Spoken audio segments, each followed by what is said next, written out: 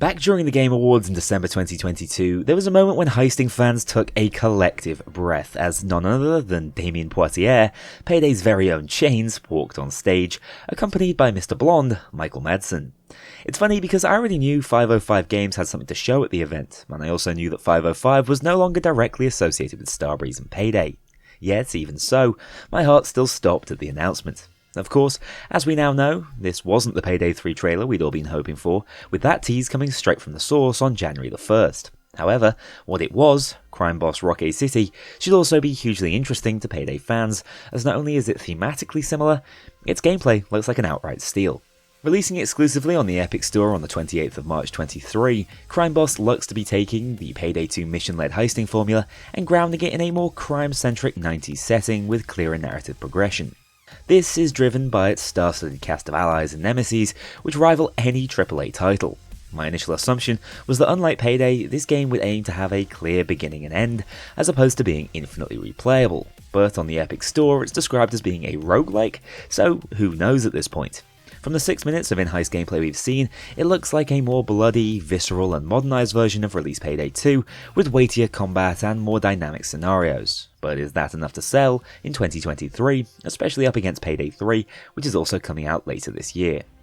To better explain what's going on, let's quickly look at the history of Starbreeze and Payday 2's old publisher, 505 Games, to get an understanding as to why the very first Payday-Like is now being set to front-run Payday 3 to market. So, back in 2016, Starbreeze bought the full rights to the Payday franchise for the equivalent of $30 million US. Immediately following this, Starbreeze took the opportunity to distance themselves slightly from their prior publisher, abandoning the microtransaction-filled black market system, which sort of implied it was 505's idea.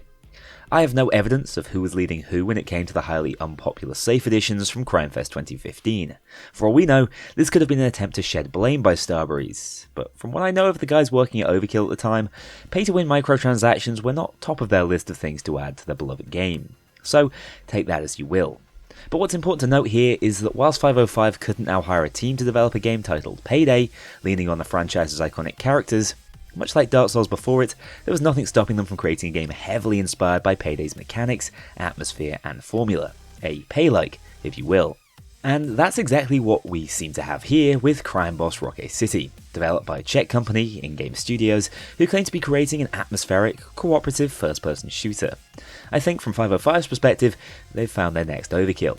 Except it gets more complicated than that. You see, included in the franchise rights takeover, 505 are still set to earn 33% of the revenue Payday 3 makes, capped at $40 million, and are known to be large shareholders within Starbreeze. That is to say, Payday 3's success will reflect well on their balance sheet, so why are they trying to compete with it? Well, I wonder if their goal isn't to compete at all, and instead grow market share for the wider genre to get as many eyes on the heisting world as possible in 2023.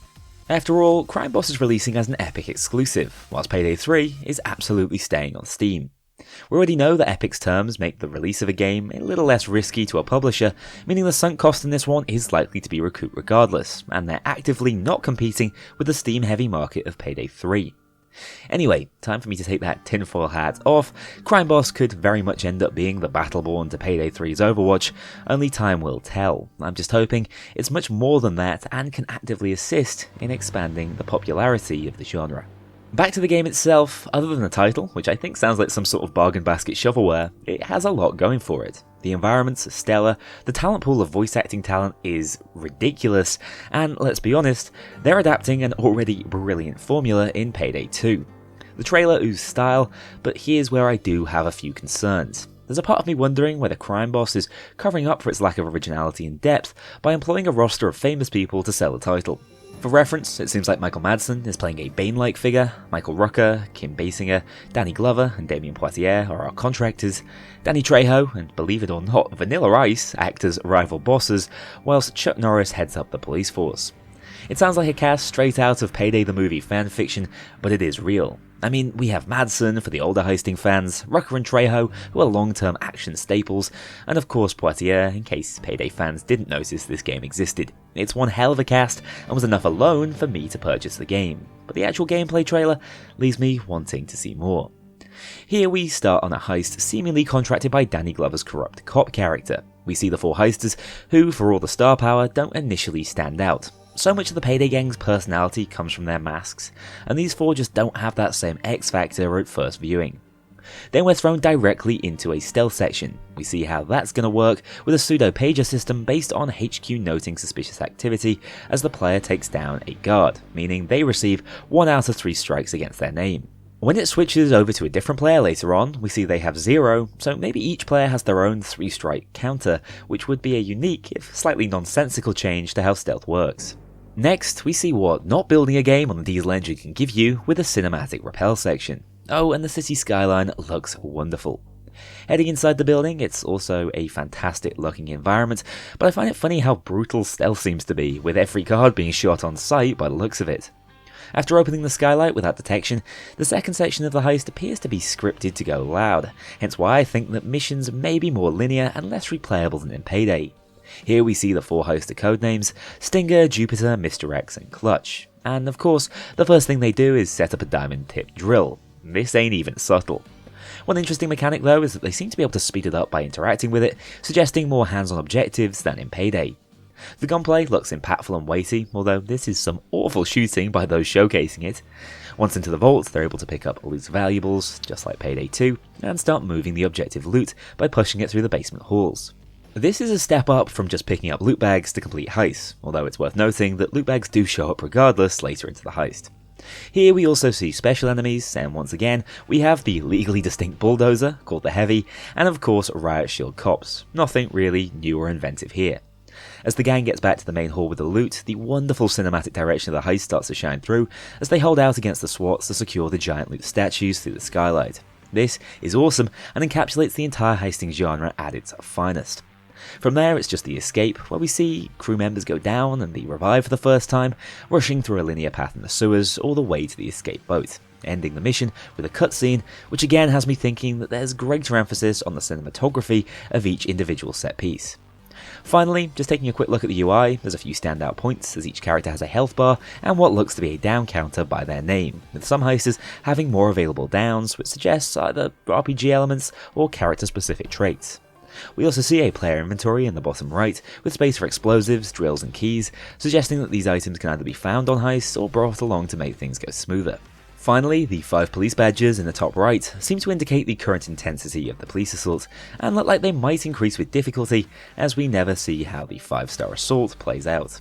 Overall, as I mentioned, this game looks excellent and clearly has a lot of potential, but there's a slight worry from my perspective that this could end up being a case of style over substance.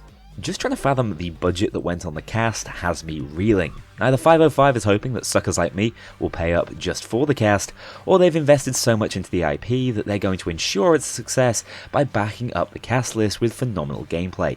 As it stands, things look a little rough around the edges gameplay wise, and I don't see many places where it's trying to stand out from Payday 2 other than in its cast and appearance.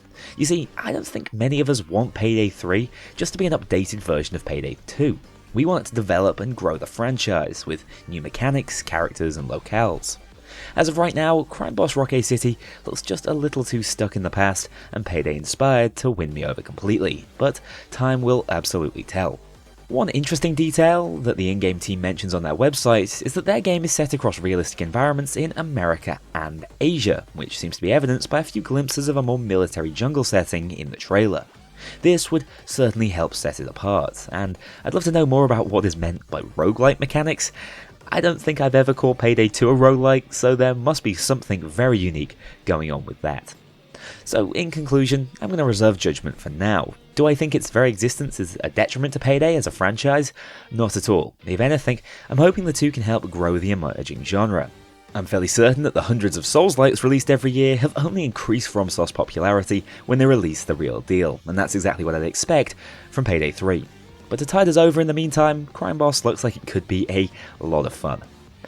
Well, that was my attempt to make a non-Payday video, in which I spent roughly 50% of its duration trying to link it back to Payday 2. I truly can't escape my fate. I hope you enjoyed. Let me know what your thoughts on Crime Boss are. I'm still very much undecided at the moment, so would be keen to hear if it was something you would like me to cover at launch. That said, thank you very much for watching, and I'll see you all soon. A huge thank you to my dedicated Patreon backers. If you want to join this crew in going infamous, check out the link below and pledge as little as $2 to see your name in the credits, or get 24-hour early access to future videos and vote on upcoming content. Take care, I'll see you all soon.